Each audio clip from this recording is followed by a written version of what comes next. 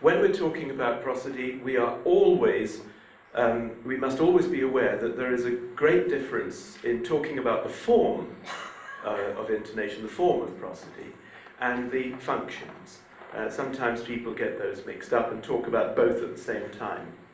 So when we're talking about the form, we're really looking at the phonetics, the etic end of it, if you like, where we're concerned with the physical manifestation of what we're studying. When we're talking about the function, we're dealing with statements that people make, such as that intonation is something which helps us to understand the grammatical structure of what somebody says, or intonation signals to a listener what our attitude is. People make statements like that. These need to be examined carefully, and I'm going to say a bit about that later. So it's... Why does my slide go prosodic features and? Oh, linguistic structures and interpersonal communication. I thought I'd simply forgotten to finish the slide. Okay, so we know that there is an intimate relationship between prosody and linguistic structure, but we also know that prosody plays an important role in the way in which we interact with each other. One of these came up yesterday. I was mentioning how interesting I find it in discourse intonation to consider the relationship between the two speakers. The original work that led to discourse intonation often worked on things like interaction between a teacher and children in a class, where the role of each person is very clearly defined, or the interaction between a doctor and a patient, where it's quite clear that the patient is not permitted, it is not appropriate for the patient to tell the doctor what's wrong with them or what they need. The doctor is the one who will say what's wrong with the patient. And if the patient gets that wrong prosodically, and it can happen, the doctor will typically correct the person as more or less pull the white coat a bit tighter and sit up at the desk and say, I'm the person in charge here. I've taken a little piece out of the Marsec corpus that I've worked with for many years. It's always a little useful little mine for me. I can go mining and just pull out an example that helps. This is a silly little piece of news from a news broadcast many years ago now about an operation to take a whale by road from one zoo in Clacton to another zoo in Windsor. And the passage sounds like this. This is a classic bit of BBC newsreader prosody. Oops. What happened there? The 9-hour operation to move Nemo from Clacton to Windsor involved a police escort, medical specialists, civil servants, 10 frogmen and a mobile crane. Okay, so that was about the whale called Nemo and his extraordinary journey. Let's take a look at that in terms of simple pitch movements first.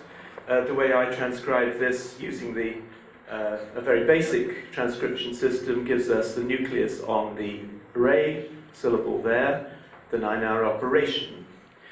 Rather surprising to get a fall there. It sounds rather final, but newsreaders have their own modus operandi. To move Nemo, and then we're getting into a list. And if you read most books on English intonation, they will say that a list is made with a series of rises. So you would expect from Clacton to Windsor involved a police escort, medical specialists, civil servants, 10 frogmen, and a mobile crane, a fall to finish it. This newsreader uses a fall rise instead. Let's just listen to that again. The 9-hour operation to move Nemo from Clacton to Windsor involved a police escort, medical specialists, civil servants, 10 frogmen and a mobile crane. Can you hear that? Police escort, medical specialists, civil servants, 10 frogmen and a mobile crane.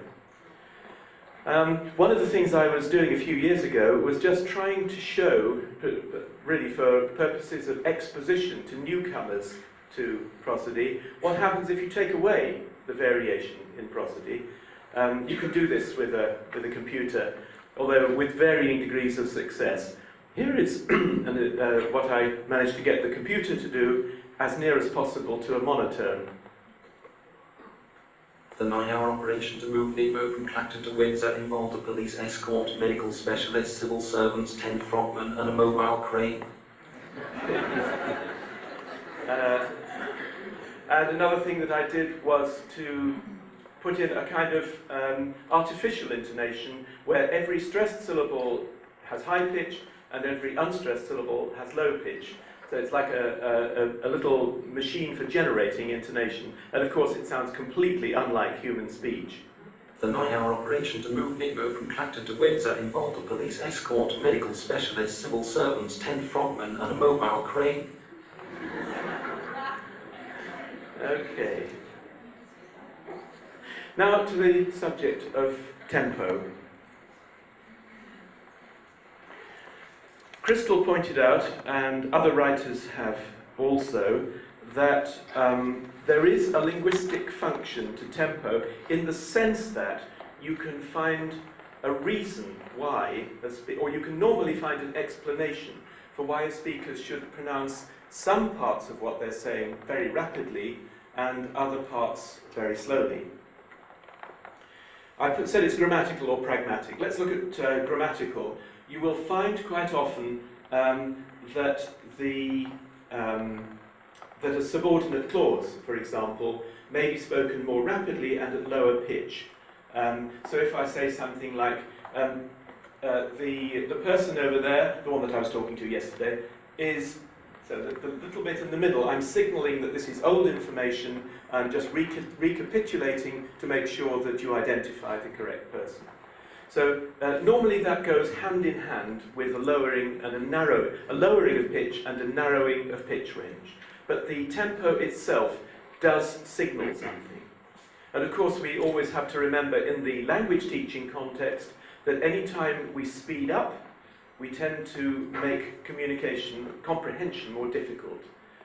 It's normally quite easy for a native speaker to pick up from a few fragments of syllables what that bit of old information is. But if it's important to you and something just suddenly goes whoosh past you like that, you may find problems in picking up the thread again afterwards. In a pragmatic way, we sometimes speak more rapidly for a number of reasons. Some of them are for purely for reasons of convenience. For example, sports commentators may be speaking very slowly until the point when something exciting begins to happen. The striker gets near the goal post, is clearly about to score a goal. Not only does the pitch go up and the loudness, but the rate of speaking, because the commentator has so much more to say. Even more so with tennis, I think. If you listen to a television commentary on the tennis, the speaker can allow the pictures to tell most of the story. Listen to tennis on the radio, and this still does get broadcast on the radio, and the commentator has to put everything in. I mean, the ball is moving across at, I don't know, 120 kilometers an hour, and the commentator is trying to say what each shot consists of and how successful it is. That's a purely physical reason for doing speech at high speed. There are other things too. People often say that politicians, when they're saying something that they don't want people to take too much notice of, will say it very quickly so that some people will miss it altogether. So they might say things that they want people to believe very slowly, and say, I really believe very firmly that prosperity is coming to this country. Unfortunately, we do have a deficit of £25 billion.